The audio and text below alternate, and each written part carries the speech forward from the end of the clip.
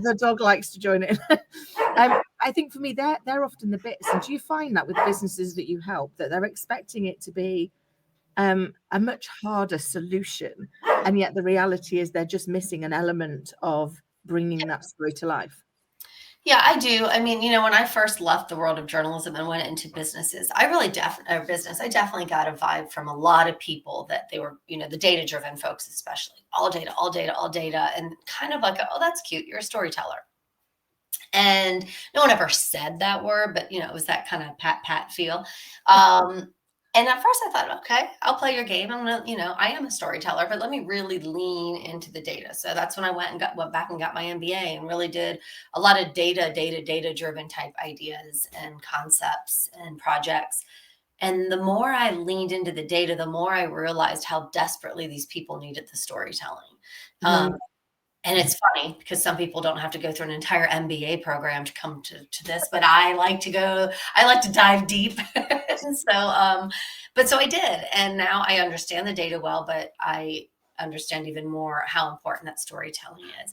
And I think people are like, oh, storytelling, we hear it everywhere. And I laugh because I think, gosh, at the beginning, people are like, oh, storytelling, whatever. Now everyone's like, oh, storytelling, that's what everyone talks about. It doesn't matter where you're coming from. Storytelling is a must. And again, it's a power skill. It's essential to get business. And the sooner people realize how to marry that data that they have, the people that they have to create those wonderful stories, that I think the sooner they'll take off. And I've seen it. I've seen it happen time and time again.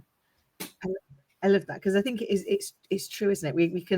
We sometimes have you mentioned before, the little like pat on the head moments, and I've definitely had those before. I remember being in one meeting and the CFO turned around and was like, "Oh, well, it's all right for you, Kim, because you do the fluffy people stuff, don't you?" I was like, "Oh, you do the fluffy people stuff, and that fluffy people stuff put £600,000 on your bottom line in the last 3 months based on your statistics." Yes. And he went, "Oh, you're not that fluffy, are you?" I went, "Not really, no, Lovey." I said, "But you can't have one without the other." I said, you won't get the result unless you get the people on board so that they know the part they play and they're given permission to be part of the solution.